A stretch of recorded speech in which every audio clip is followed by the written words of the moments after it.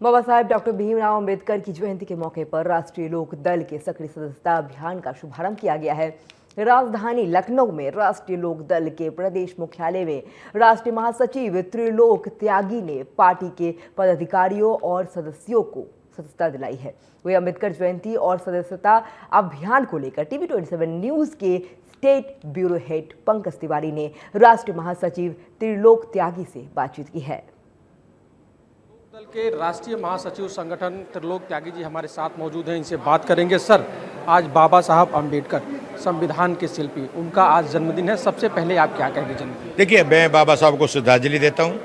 उनके चरणों में हमने नमन किया, हमने उनका जन्मदिन मनाया, उसके बाद सदस्यता शुरू की।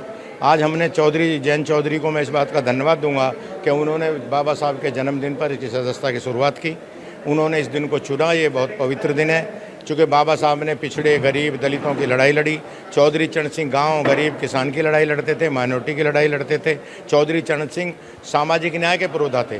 वो बागपत से खुद MP लड़ते थे तो गाजियाबाद से मुसलमान लड़ाते थे, कैराना से मुसलमान। तो हम लोग उसी धारा के हैं, हम चौधरी चरण सिंह का अनुयायी हैं। तो ये मेंबर साजी करके हम राज्य को, अपनी ताकत को और बढ़ाना चाहते हैं।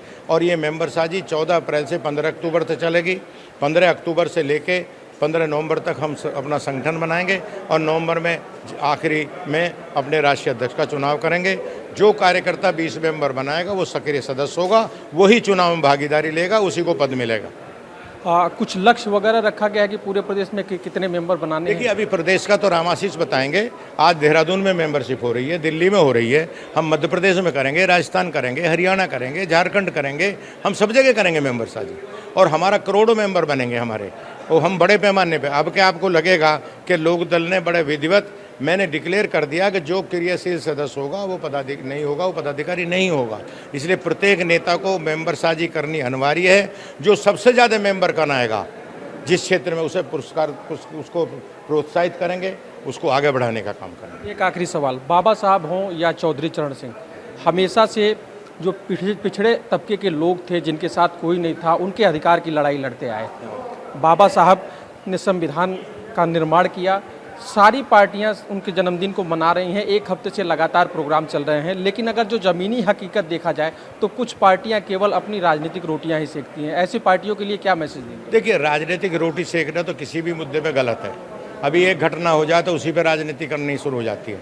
बाबा साहब के सिद्धांतों को गाँव में ले जाओ, बाबा साहब के सिद्धांतों को गरीबों में ले जाओ, चौधरी चरण सिंह की नीतियों को किसानों में ले जाओ, गांव में ले जाओ, तो समझ में आता।